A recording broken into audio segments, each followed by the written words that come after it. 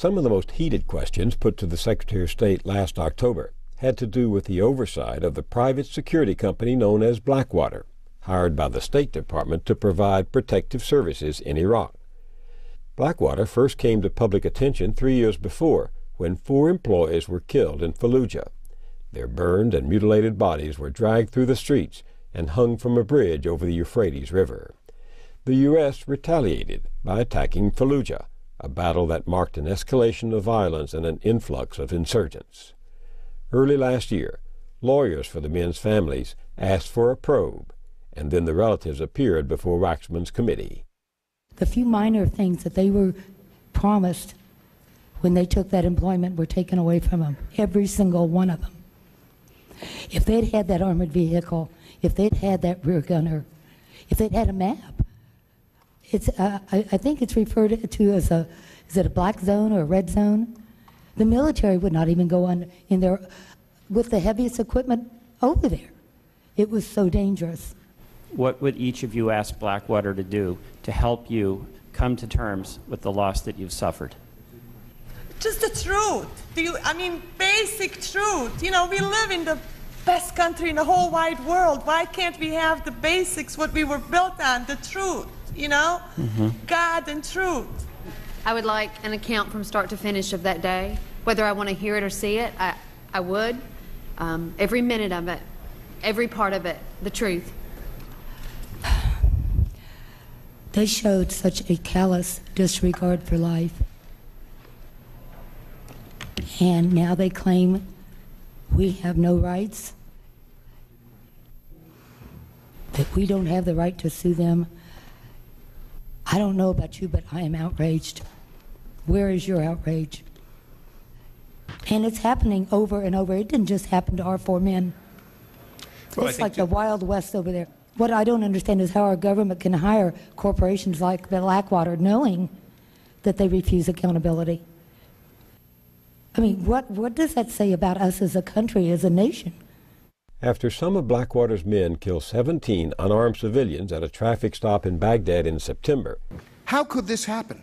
You've paid Blackwater over $800 million. Didn't anyone, didn't you or your subordinates ever stop to ask whether or not the legal framework was in place to hold these contractors accountable for its actions? The military certainly is, when there is error committed. How could this have happened?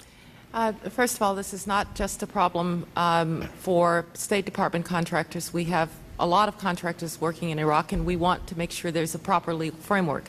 But I don't think that it is proper to say that they were above the law. I've just told you that one of the case that was just referenced has in fact been referred to the Justice Department.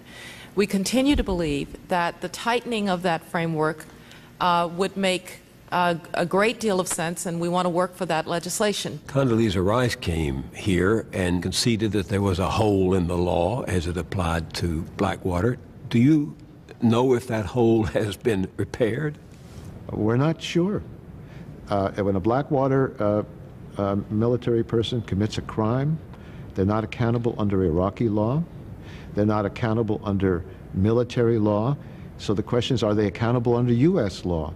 And there's still an open question about that because they're not committing a crime in the U.S. itself. So the House of Representatives passed a bill to say that they would be held accountable under U.S. law. I don't think the Senate has passed that bill. And the Justice Department, the FBI particularly, is doing an investigation. The Justice Department said they may bring criminal charges. They haven't yet, and when they do, and when they get convictions, we'll see what the courts have to say as to whether they're going to be held accountable under U.S. law. Well, I don't understand why we're contracting out military operations for this country. A soldier that's working for Blackwater is answerable to Blackwater, which is answerable to its shareholders. American soldiers are answerable to the Constitution and the American people. The State Department is contracting out huge construction projects in Iraq as well. One such contractor, called First Kuwaiti, has a reputation that is hair-raising. Is it true that the State Department in Iraq hired a Kuwaiti company that's under investigation for kickbacks and bribery as well as using slave labor? It's true. And they had information about it, and should have known about it, and yet they went ahead with the contract anyway. And that's the company that did such a terrible job on building this new embassy in Baghdad.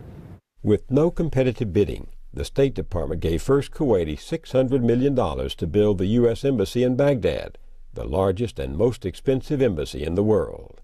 This American fortress is now behind schedule and over budget to the tune of an additional $144 million. But that seems almost mundane compared to the testimony of Rory Mayberry, an American medic hired by First Kuwaiti. I believe I am one of only a few Americans that have recently worked on the site of the new embassy in Baghdad. My impressions about how the construction was being managed left me incredibly disturbed. Mayberry described how he boarded a plane in Kuwait City along with 51 Filipino laborers who thought they were heading for hotel jobs in Dubai.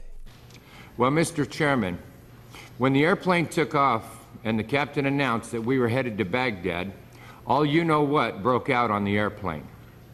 The men started shouting. It wasn't until the security guy working for First Kuwaiti waved an MP5 in the air that the men settled down.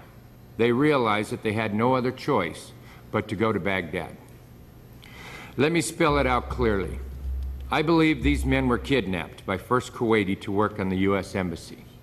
Howard Cookie Krongard was the State Department's own Inspector General, the person Secretary of State Rice trusted to expose serious problems. Krongard was called before the committee after his own staff complained he was not rigorously pursuing a growing mountain of complaints, from shoddy construction to human trafficking to Blackwater. Your role as Inspector General is to investigate waste, fraud, abuse in the State Department. But your office has not completed any investigations into Blackwater activities. Cookie Krongard's failure to investigate Blackwater really tripped him up. The Oversight Committee uncovered a bizarre situation involving Krongard's brother, Buzzy. I'm trying to understand why you are so reticent about investigating Blackwater. I would like to show you a letter the committee obtained and ask you to comment on it. This letter was sent from Eric Prince, the CEO and founder of Blackwater. He showed that letter on July 26, 2007. Mr. Prince sent this letter to Alvin Buzzy Krongard, your brother. The letter invites him to serve on Blackwater's Worldwide Advisory Board. My question is this: did you know that your brother Buzzy Krongard is on Blackwater's Advisory Board? Sir, I dispute that. As far as I know, that is not correct. There is nothing in here that suggests that my brother accepted this July 26 invitation. He thought he could just get away with saying, no, it's not true, his brother's not on the board of Blackwater, and that would be it. But the members of our committee were ready. And one member asked him, see this email from Eric Prince, who's the head of Blackwater, to your brothers, thanking him for joining the board. Let me ask you this. Mr. Krongard, did you know where your brother is this week? Do you know? No, sir, I don't. According to this email, Mr. Prince invited your brother to a board meeting to discuss strategic planning.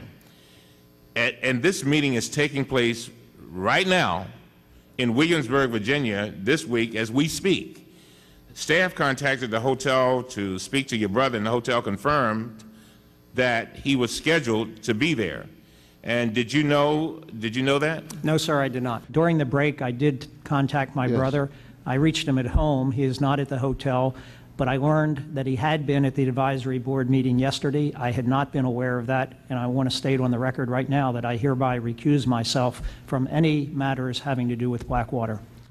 What went through your mind as you watched that performance unfold before your eyes? The man was absolutely lying. His brother claimed that he informed him well in advance that he was on the board of Blackwater. When he was asked after our hearing, the brother made that statement publicly, and we even threatened to bring both brothers in